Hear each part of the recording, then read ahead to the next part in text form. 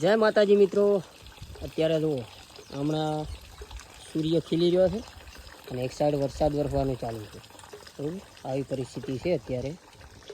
અને બનાસકાંઠાની અંદર તો અત્યારે ધમરોળી રહ્યો છે. સામે જુઓ તમે, જોરદાર ધનુષ્ય થયું છે, વરસાદનું ધનુષ્ય. થોડા અઠવાડિયા પહેલાં આવો નવો એક નજારો બન્યો હતો, આજે ફરીથી બન્યો.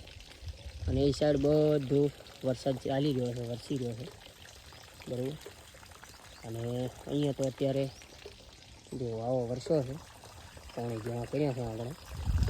બરાબર, તો કોના કોના ત્યાં વરસાદ હતો આજનો એ પણ કોમેન્ટ કરીને કહેજો. બરાબર, અને આજે તો લગભગ દિયોદર, ભાભર, સોયગામ, વાવ, થરાદ આ બધી જગ્યાએ ધૂમ મચાવી નાખી છે.